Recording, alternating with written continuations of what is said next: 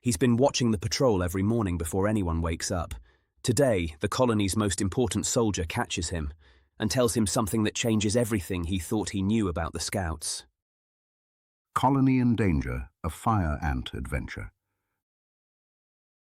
Written by Reed Sterling. Chapter 1. The Morning Patrol. Scene 1. Before the sun crested the meadow, the fire ant tunnels were a lattice-work of shadow and restless energy. Cinder Marlowe darted from his sleeping chamber, the buzz of last night's dreams still vibrating in his antennae.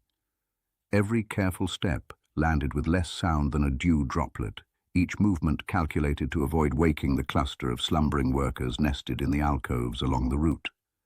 The kingdom at dawn belonged to the Scouts. Cinder moved through the East Branch tunnel, hugging the wall. He'd mapped the maze by memory. 6 bends, a half-dozen side chambers, one tricky gap where an ill-placed pebble could trip up even the most seasoned forager. His legs stung with cold. He relished it. Beyond the final bend, light seeped in. Not the golden warmth of day, but the faint shimmer of distant surface, filtered through gauze-thin moss that patched the entry. Cinder slowed, flattening himself against the wall as voices drifted into the hush. "Ready on my mark," came a gruff, low rumble. Captain Bram Selwick, the old guard, never needed to shout. The weight of his authority did the heavy lifting. Cinder peered around the last mound of packed earth. In the heart of the main tunnel, Captain Selwick paced before his patrol, 6 hand-picked scouts standing at parade attention. All wore the glossy banded armor of the Fire Ant Kingdom, plates still scuffed from yesterday's drills, mandibles polished to a hard mirror shine. Every pair of compound eyes locked forward, not a twitch among them. Even the smallest, a wiry runner with a bent antenna, seemed to vibrate with restrained purpose. Selwick's own shell caught the glint of the overhead mosslight. He was barrel-chested, front legs marked with old gouges, head cocked to the side in constant evaluation. "Route is perimeter east," he said. "If you lose the line, you loop back. None of you get clever out there." The scouts nodded as one, no wasted movement. Cinder's own body mirrored their posture, tensed and ready. He felt every word like a spark behind his eyes. Nothing mattered more than the patrol, the smooth coordination, the mutual trust, the unspoken challenge to be better, sharper, faster. He'd have given anything to trade his food-sorting tag for the crisp black sashes of Selwick's scouts. Instead, he remained a shadow, watching as the captain signaled the start with a single, deliberate stamp. 6 scouts surged forward in perfect unison, mandibles high, steps clicking in rhythmic counterpoint to the kingdom's quiet. Selwick brought up the rear, eyeing the corridor with predator's caution. Cinder followed in parallel, careful not to break silhouette. He kept just out of view, noting every detail. How the lead scout flagged a pebble with a flick of her front leg, how the next in line avoided it, without hesitation. How Selwick's glance lingered on the ceiling, forever wary of spiderlings. When the last of the patrol rounded the bend, Cinder exhaled. He'd memorized their tempo, the way the light bounced off their carapaces, the easy certainty in their stride. He could see himself in that line. He could hear his name on the captain's tongue, not as a reprimand, but as a call to action. The patrol vanished down the corridor. Cinder's euphoria faded, replaced by a creeping awareness of time. He spun, intending to retrace his steps, only to collide headfirst with a wall of red shell and musty scent. "Cinder Marlowe!" Etta Lorne's mandibles were stained with pollen dust, her eyes rimmed with irritation. Her front legs blocked the tunnel completely, set wide in a posture of absolute authority. Cinder froze. "Keeper Lorne," he managed, forcing a respectful dip of his head. "Didn't see you there." "Obviously," she replied. Her voice was flat as an iron slab. "Food stores don't sort themselves."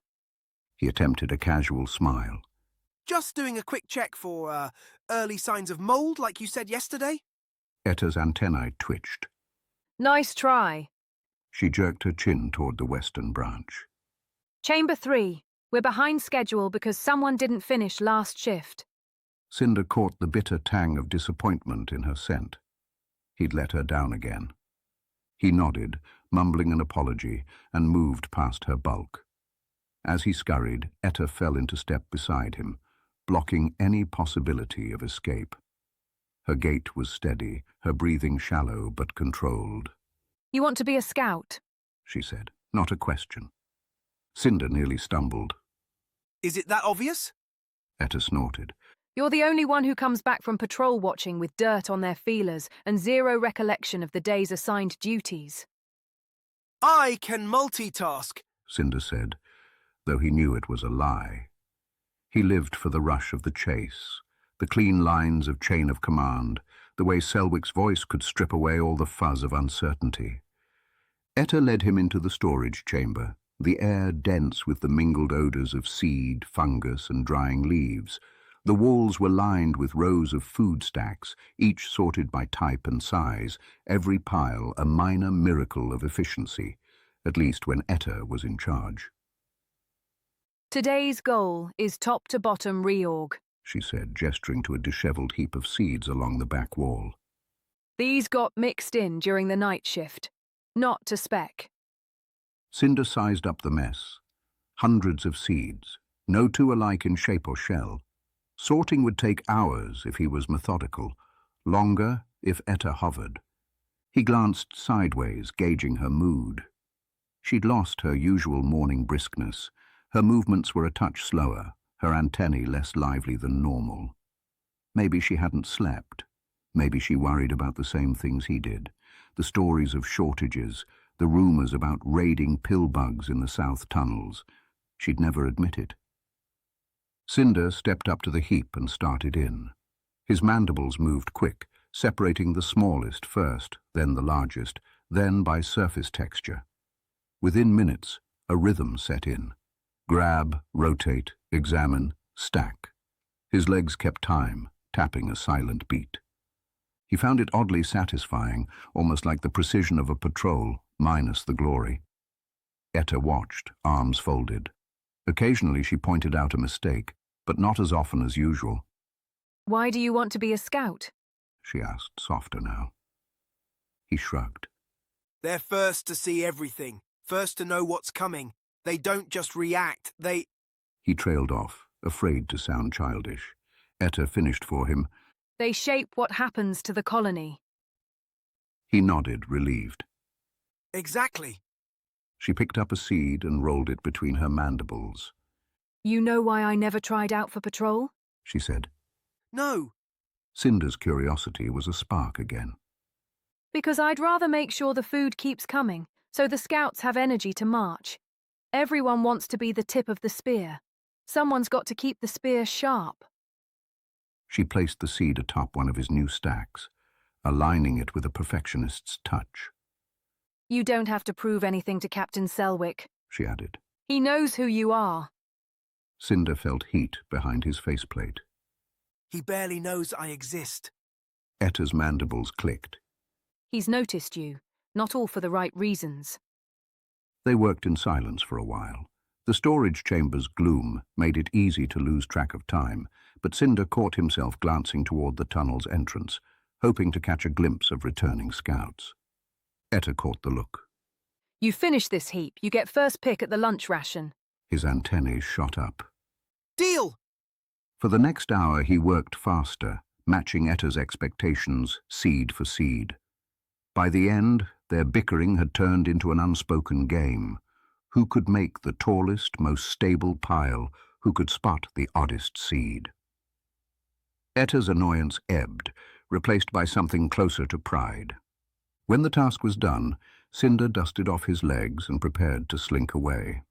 Etta stopped him with a gentle tap. If you want to lead someday, Marlowe, you have to learn to finish what you start. He met her gaze. I will. She smiled, and for a moment the infamous keeper looked almost vulnerable.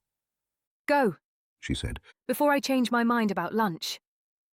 Cinder zipped from the chamber, spirits buoyant. He'd lost the morning patrol, but in a different way he'd gotten exactly what he came for. Outside, the tunnels hummed with the day's new orders, and Cinder Marlowe felt himself ready to chase them, seed by seed, step by step, until the whole kingdom noticed. Scene 2. The sorting chamber pulsed with the labor of 100 tiny bodies, each ant snapping into their station like a gear in a watch. Even at this early hour, the air was ripe with the tang of fresh-cut seed and the acrid sting of fungus mulch. Cinder Marlowe navigated the crowded room, weaving around the stacks, until he spotted the telltale bulk of Blaze Hartwell near the southern wall. Blaze towered over the other workers, his exoskeleton shining dark as burnt sugar in the half-light. He cradled a bundle of seeds that would have flattened most ants his age, barely straining. Cinder joined him, jaw set, eager to make up for the morning's embarrassment. Late start, Blaze rumbled, nodding without looking up. He deposited his load onto the nearest pile, barely disturbing the delicate structure. Cinder shrugged, already bending to gather his own batch. Keeper Etta needed a hero. I obliged. Blaze snorted, picking up another bundle, this one even heavier. Can't keep saving the world one missorted seed at a time. We're on track for the day's tally, at least. A quiet, precise cough cut through the rhythm of their work. Thistle Rook materialized beside them, arms full of chalk slivers and a sheet of leaf, her step so silent she seemed to hover. You two can gossip, or you can help me mark the new bins, she said, antennae quivering as she surveyed the stacks. Her movements were sharp, purposeful. She left no gesture unfinished. Blaze deferred instantly, shifting the upper layer of seed so Thistle could begin her labeling. She scrawled clean white symbols across the side of the bark, with each sweep, every number perfect, no smudge or flourish. Cinder, feeling the sting of inadequacy, redoubled his pace, but the seeds slipped and rolled under his awkward grip. Thistle caught one before it toppled off the stack. Still can't do it the slow way, can you, Sin? He grinned, sheepish. I'd rather run the whole haul than fuss with one at a time. We're built for speed, not He glanced at her careful work. patience. Blaze grunted, offering Thistle another chalk stick. She's got enough patience for all of us. Lucky for you. Thistle replied, then turned to Cinder. I heard Bram Selwick is running manoeuvres later. Patrols short-handed. They might let juniors observe. Cinder's heart kicked up a gear. Where? Upper East Tunnel. Thistle said, never pausing her labeling. After first meal. Blaze's head tilted, the motion careful despite his size. You planning to sneak off again? Cinder hesitated only a beat. If I can get away from Etta, yes. We need new blood on the lines. Everyone knows the scouts are short-handed. Might as well start training now. Blaze looked him over, weighing the logic. You know she'll assign you double if she catches you. Worth it. Cinder replied. Thistle finished her last mark and sat back, satisfied. Just don't get caught by Selwick. He'll make you do laps of the entire outer ring if you're not official. Blaze let out a low whistle. Could be worse. He could assign you to tunnel repair, or storage inventory with Keeper Lorne.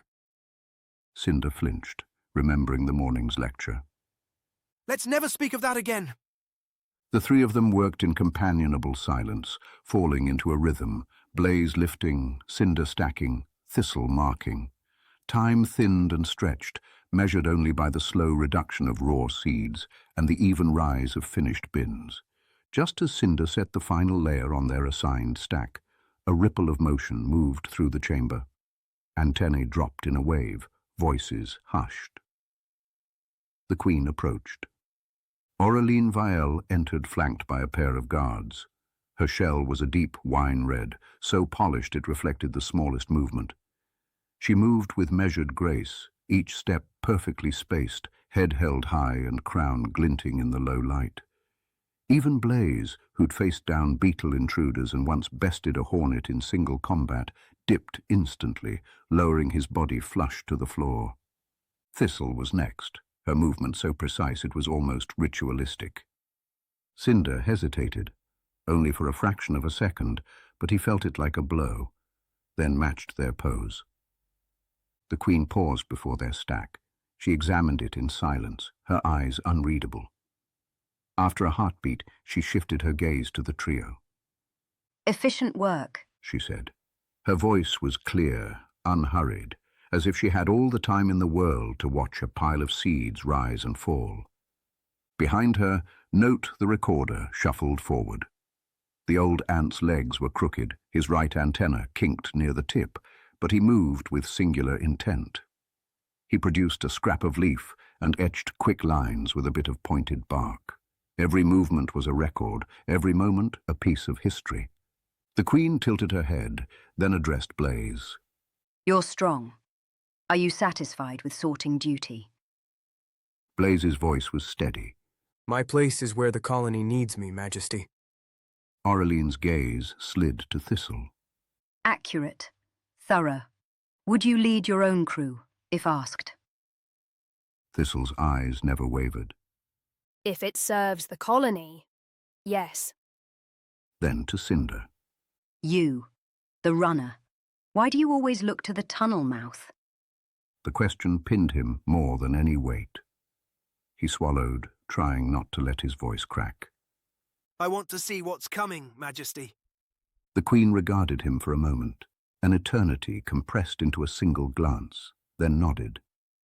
We need eyes as much as we need strength or order, but we also need all three present. Today, you did well.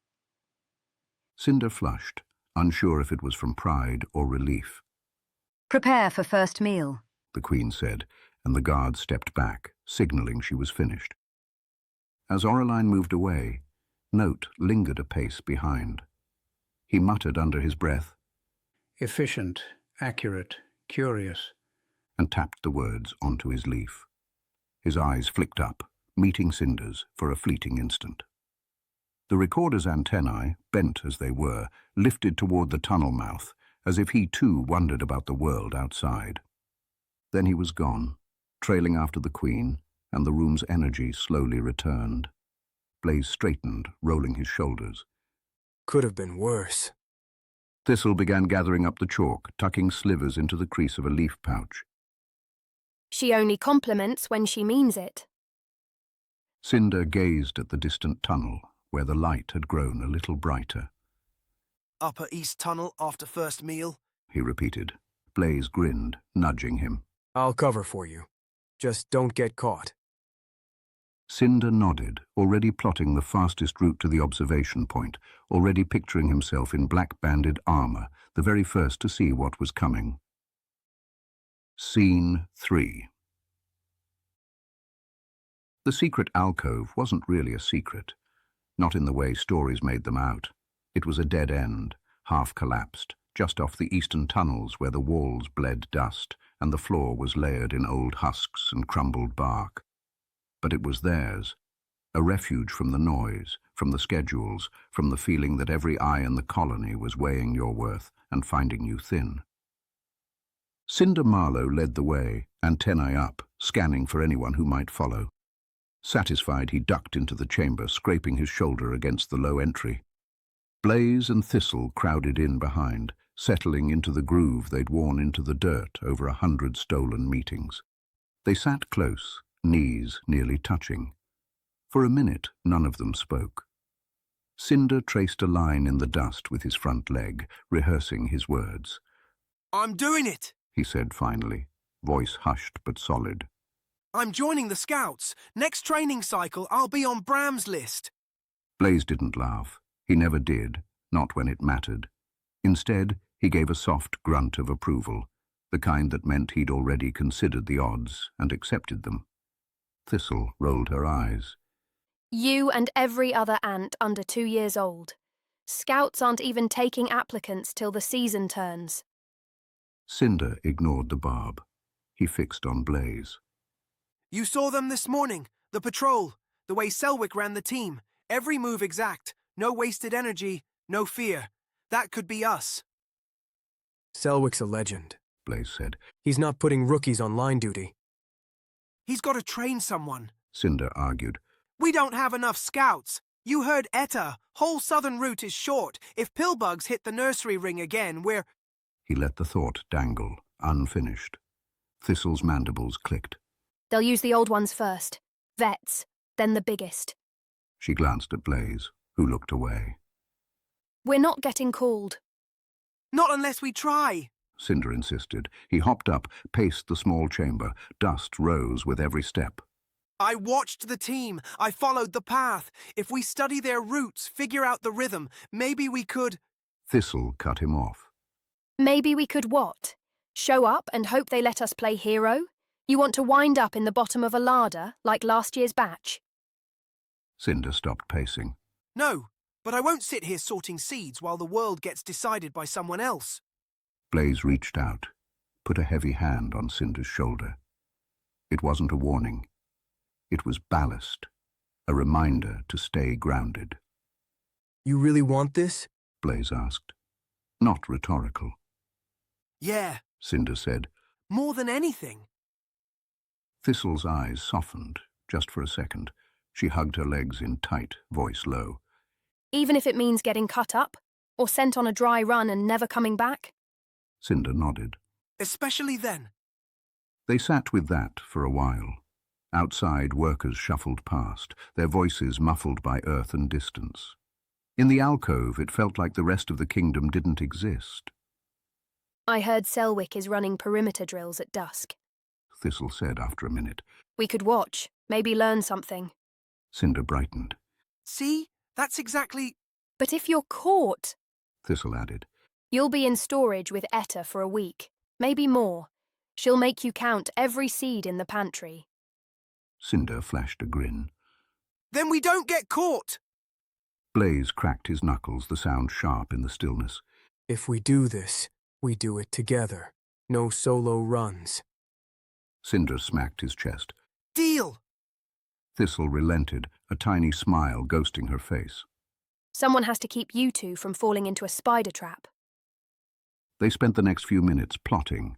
Not loud, never loud, but the energy in the room ramped up with each exchanged idea. Thistle mapped out the best approach. Use the mid-branch, cut under the old waste tunnel, avoid the sentry points. Blaze committed to blocking the entry if they needed a quick escape. Cinder finally felt the engine of his brain shift from neutral to full drive. When the meal call echoed through the tunnels, a three-part chime that reached even the dead ends, the conversation froze mid-sentence. Thistle stood first, dusted herself off. If we're late, Etta will know. Blaze followed, slow and steady, but his eyes shone with the excitement he never voiced. After meal, meet at waste tunnel, he said. Cinder lingered. The alcove was just an alcove, but in the half-light and dust, it felt like the launch pad to a bigger life. He scraped a line through the dirt with his foot, drawing a route only he could read. He didn't need to finish the map. He already knew where it went. He joined his friends in the tunnel, and the three moved out, silent as old secrets, every step a little closer to the edge of the known world. Thank you for watching. Now let's head to the next chapter. Be sure to subscribe to Compass and Codex if you want to hear more, because there is so much more to tell. And remember, never stop exploring the unknown.